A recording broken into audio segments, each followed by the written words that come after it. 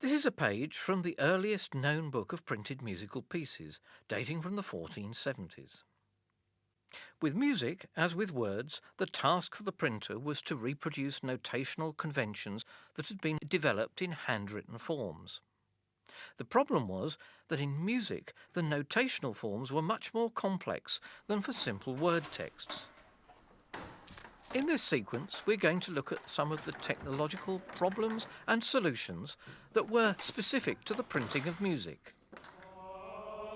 Not surprisingly, early printed music related to the most valued repertory of previously written music, the liturgical music of the church. In the beginning, it had been reproduced by monks copying by hand, and music manuscripts were often the opportunity for elaborate decorative artwork. But some of the most striking features of the originals, such as the use of two or more colours and prominent capital letters, also served a practical function for the performance of the music. Early music printing attempted to reproduce these features. There were elaborate woodcuts for the capital letters, and double impression printing was used, in which the lines were printed first in one colour or shade, and then the notes and words were added in another. Sometimes the notes even ended up on the right lines. There was a natural pressure to simplify this process, and once multiple colours were abandoned, the obvious thing to do was to give every musical note a separate piece of type, just as every alphabetical letter had a piece. But while letters are strung out in a series along one line, music has to accommodate notes located on different lines and spaces to denote the pitches, and notes of different shapes to denote the durations.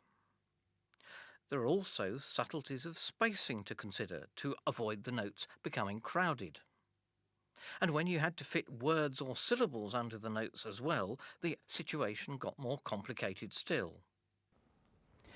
Here at the Plantin-Moretus Museum in Antwerp, we have some preserved examples of 16th century music type, and we can see how the printed music was literally put together. For each note, you would need a separate piece of type. Here's one with the note head on the middle line of the stave.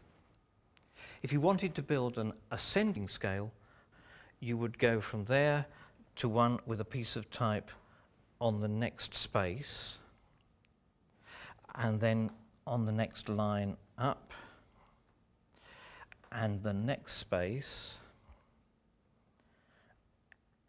and on the top line.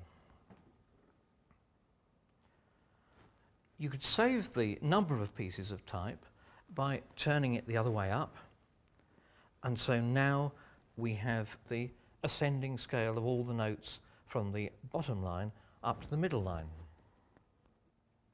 You'll notice that in this note the stem goes from the middle of the head. But music written in manuscript usually has the stems going to the sides of the note heads, left or right, whichever the composer or copyist preferred. Music printing eventually followed this convention. But in order to make the note invertible, it standardized the pattern. And in fact, it then gradually changed the way people wrote manuscript music, so that the down stem went to the left-hand side of the head and the up stem to the right-hand side.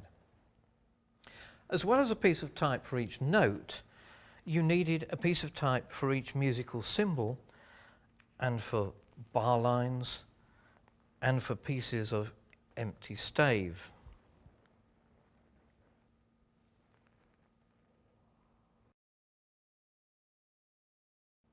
It becomes more complicated if you want to put one note above another, or if you want to put a rest into one of the spaces between the stave lines. In this case, instead of having a single piece of type, you have to build it up with a separate piece of type for each of the 5 stave lines. You need quite a lot of pieces of type to make up a complete line of music.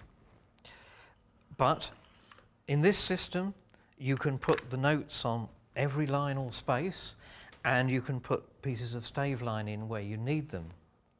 The disadvantage is that it shows up little gaps between the various pieces of type, and therefore the stave lines are not as solid as they would be if you drew them as a single line. You can see how all of this fits together in one of the most ambitious music books printed by Christopher Plantin. Here in the library there's a copy of that book. It's a collection of masses composed by Georges de la Hella and published in 1578.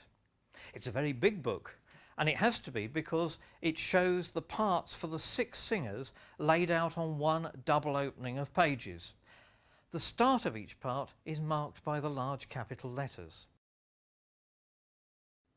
Remember also that the size of the type would have to be large because 6 people would be singing from this book at the same time. It's not like just one person reading a book by themselves. Here at the Plantin Museum, they've made a reconstruction of the complete set of type or form for one of the parts. It would have come off the press like this, and if we look at the type, it appears to us as upside down. If you look at the form the other way round, so that the words are underneath the notes, you have to read the music from right to left. Here you can see the woodcut for the capital F and the pieces of type for the clefs at the start of each line. Here you can see how the separate pieces of type have made the stave line broken and uneven. And where the printer had to put in a rest, he had to make this up from the separate pieces of type.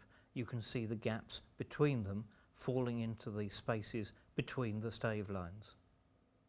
The dot after this note also had to be made out of 5 separate pieces of stave line.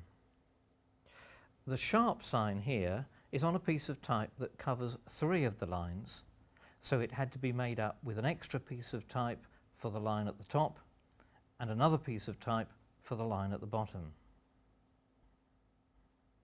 Although the letterpress style of music printing was rather fiddly to set up, it could still look quite attractive if it was based on type designed by such masters of the craft as Grandjean and Fournier.